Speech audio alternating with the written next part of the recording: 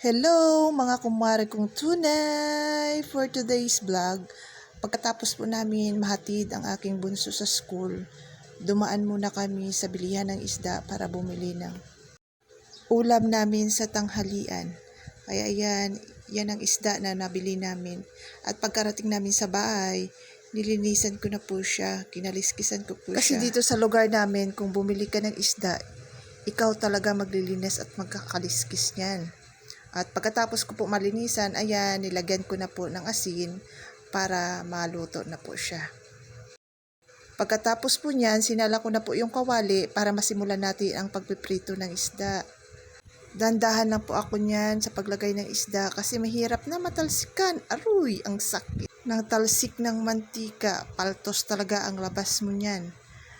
At habang nagpiprito ako dyan, sinimulan ko na rin po ang paghuhugas ng plato kasi tayong mga nanay is multitasking talaga. Kailangan habang gumagawa ng isa, may ginagawa pang isang trabaho para mabilis matapos kasi wala namang ibang gagawa niyan di tayo at tayo pa rin. Kasi wala naman talang ibang maaasahan dyan Kaya habang gumagawa ka ng isang gawain sa bahay, gagawin mo naman ang mga iba pang gagawin para mabilis ka makatapos. Kasi kung hindi mo talaga gagawin ang ganyang pag-multitasking, ay naku, aabutin ka talaga ng hapon, hindi mo pa magawa ang lahat ng mga gawain mo sa bahay. Kaya saludo talaga ako sa mga nanay dyan na kayang pagsasabayin lahat, pag-aalaga sa bata, mga gawain sa bahay. Na kahit pagod na, ayan, lumalaban pa rin sa buhay para sa ating mga pamilya.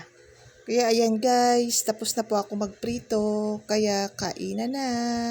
Gumawa din pala ako dyan ng sasawa na tuyo mansi para sa ating pritong isda. Kaya ayan, pagkatapos ko ng mga gawain sa bahay, ayan, kumain na po tayo kasi gutom match na po dyan Kaya mga kumari ko, kaya kuha na rin kayo ng pagkain nyo para sabay-sabay na po tayong kumain at sabay-sabay tayong mabusog. Hey guys, thank you for watching. God bless.